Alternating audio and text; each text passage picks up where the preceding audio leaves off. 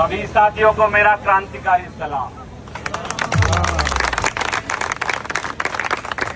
साथियों, आप सब वो ताकत है इस देश की जो इन सत्ताओं को झुकाना जानती है। तो हम सबसे पहले माहौल को ऐसा बनाएंगे कि इस देश की सरकारों को आपको सुनने के लिए मजबूर होना पड़ेगा।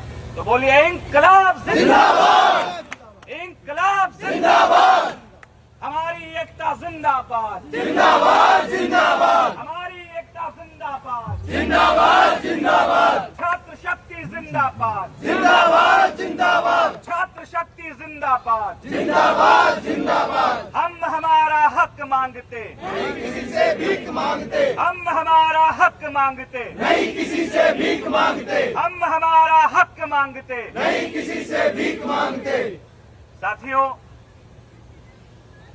मैं एनएसयूआई के राष्ट्रीय अध्यक्ष के तौर पे साथ में आपके भाई और एक छात्र होने के तौर पे आप सबके बीच में आया हूं और आपके इस आंदोलन को, आपकी इन मांगों को समर्थन करता हूं और ये विश्वास दिलाता हूं एनएसयूआई पूरे देश के अंदर, एनएसयूआई पूरे देश के अंदर आप लोगों के समर्थन में आंदोलन करेगी और आपके इस आंदोलन को पूरी तरीके से मजबूती प्रदान करेगी।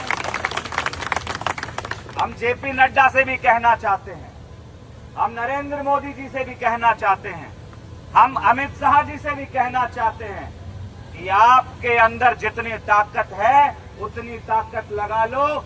अब इस देश का विद्यार्थी रुकने वाला नहीं है। वो बैलेट गन से नहीं डरता है, वो AK-47 से नहीं डरता है। और इस देश का दुर्भाग्य है कि इस देश के डॉक्टर को धरने पे बैठना पड़ रहा है, जिसको धरती पे भगवान का दर्जा मिला है, जिसको धरती पे भगवान का दर्जा मिला, उस भगवान को भी इन्होंने जो है धरने पे बैठा दिया। लेकिन गलती इनकी नहीं है, क्योंकि ये चोरी करने वाले लोग हैं। चाहे वो नौजवानों के सपनों की चोरी करना हो, चाहे उनके भविष्य की चोरी करना हो, चाहे वोटों की चोरी करना हो, चाहे चंदे की चोरी करना हो, ये चोरी कर करके अपनी सरकार बना रहे हैं।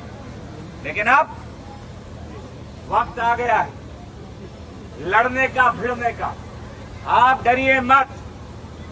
लीडर अपोजिशन राहुल गांधी जी आपके साथ में खड़े हैं। आपका संदेश राहुल गांधी जी तक मैं पहुंचाऊंगा और ये विश्वास दिलाता हूं कि वो पूरी मजबूती से आपका समर्थन करेंगे।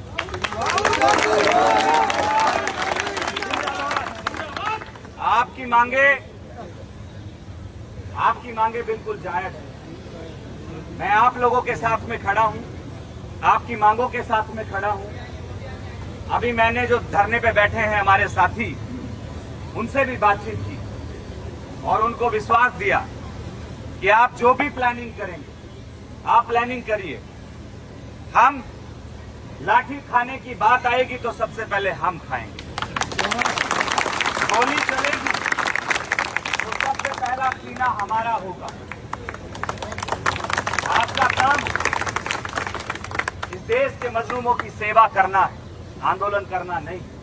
लेकिन इस देश का भ्रष्ट एजुकेशन सिस्टम है कि वो मजबूर कर रहा है कि इस देश का डॉक्टर सड़क पे उतरे। और जब डॉक्टर सड़क पे उतरता है तो ये याद रखिए, अच्छे अच्छों के कलेजे फट जाते हैं, क्योंकि कलेजा सीलना भी डॉक्टर को ही आता है। और अमित शाह जैसे डरपोक लोग, मोदी जैसे डरपोक लोग इस पूरी दुनिया में नहीं, जो डर गए हैं। जब इस देश का जनजी सड़क पे उतरा तो उल्टे पैर पार्लियामेंट से नरेंद्र मोदी जी को भागना पड़ा। क्यों? क्योंकि वो पूरी तरीके से विफल लोग हैं। मैं आप सबको भरोसा देके जा रहा हूं, एनएसयूआई आपकी पूरी ताकत से मदद करेगी। और अभी जो भी रणनीति आप बनाएंगे, मैं कहूंगा कि इस धरने को एक पब्लिक पार्क तक सीमित नहीं करना है, क्योंकि लड़ाई हमारी बड़ी है और मगरमच्छों से लड़ाई है। मगरमच्छ वो लोग हैं जिन्होंने आपके भविष्य को लूटा है, आपके सपनों को लूटा है, जिनको कोई फर्क नहीं पड़ता है, जिनको कोई फर्क नहीं पड़ता है कि आप जिए या मरे, या कोई किस परिस्थिति में पढ़ रहा है, लिख रहा है, कोई मजबूरी है, कुछ नहीं। इनका भ्रष्ट सिस्टम बन गया है। ये सीटें बेचते हैं, सीटें खरीदते हैं और नौजवानों को सुसाइड करने पे मजबूर करते हैं।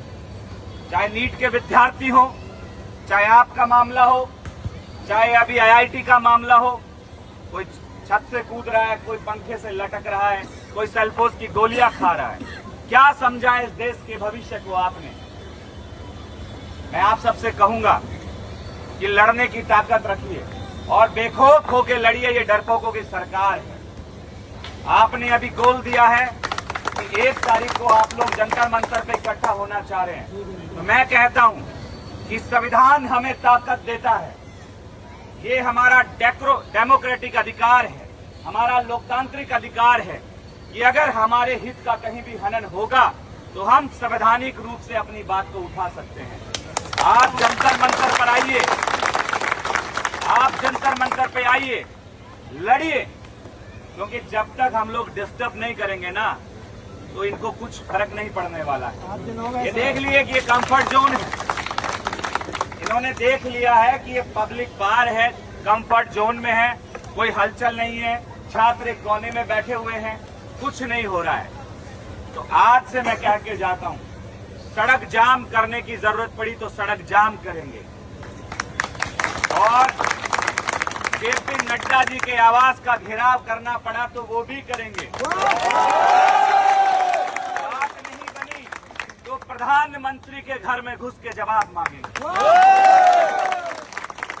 ना हम अमित शाह की गोलियों से डरते हैं, ना पुलिस की लाठियों से डरते हैं। हम लोग डरते हैं तो इस देश के संविधान से डरते हैं, जिसने हमें ताकत दी है लड़ने की, अपनी आवाज उठाने की। तो बस हम सब में एक भगत सिंह है, ये याद रखना। हम सब गांधी को अपना प्रेरणा स्रोत मानते हैं, लेकिन जब सीधी उंगली से घी नहीं निकलता, राजस्थानी में कहावत है, तो उंगली टेढ़ी करनी पड़ती है। तो अब उंगली टेढ़ी करने का समय आ गया है। एफएमजी और तमाम डॉक्टर्स को मैं ये कहूंगा, एक साथ होके एक आवाज में हम हमारे अधिकारों के लिए लड़ेंगे। और जो साथी हमारे अनशन पे बैठे हैं, मुझे उनकी सेहत की बड़ी चिंता है, मुझे ही क्या आप सबको भी बड़ी चिंता है। तो सब के सब लोगों को गोल दीजिए और बिना मास्क के लड़ेंगे, अपना चेहरा छुपा के नहीं लड़ेंगे। हम आपसे डरते नहीं, आप हमारा कुछ नहीं बिगाड़ सकते हो। क्या करोगे?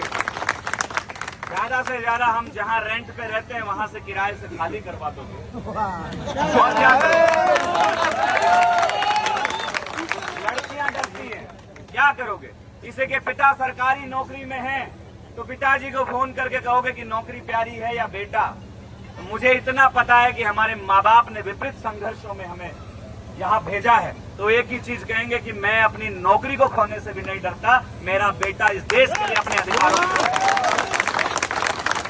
जब हमारे माँ बाप में इतनी हिम्मत है कि वो अपनी नौकरी को भी ताक पे रख सकते हैं, तो फिर हमें कमजोर पड़ने की जरूरत नहीं। तो बहुत बहुत धन्यवाद।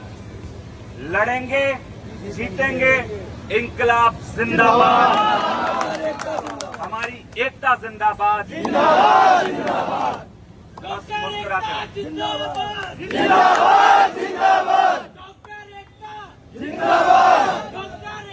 जिंदाबाद जिंदाबाद। आज मैं कह सकता हूं कि आज इस देश के सारे छात्र हमारे साथ आ गए। एनसीयूआई के प्रेसिडेंट हैं, मैं इनका बहुत बहुत शुक्रिया। तो विनोद भाई के लिए तालियां जोरदार। अगर आज छात्रों को सड़क पे आना पड़ रहा है तो देश का सबसे बड़ा दुर्भाग्य है। हमारा काम है पढ़ाई करना, इस देश का भविष्य सुरक्षित करना, पर अगर हमें ही हमारा न्याय नहीं मिल रहा है तो हमें यहाँ पार्कों में आके बैठना पड़ रहा है।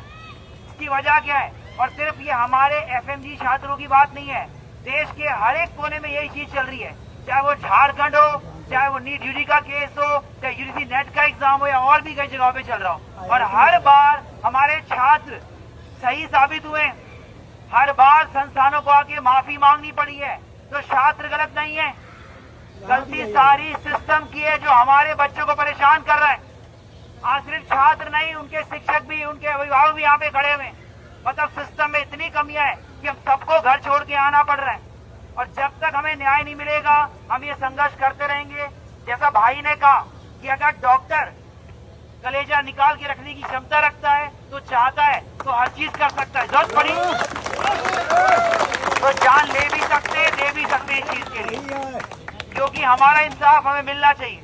और अब अगर हमारे साथ इतनी बड़ी कहते ना संस्था आ गई है, तो हमारा भरोसा 10 गुना बढ़ गया है। और अब क्या कहते हो, जीत मिलेगी कि नहीं मिलेगी? क्या हमारा इंसाफ लेके रहेंगे? क्या हमें मिलेगा हमारा हक?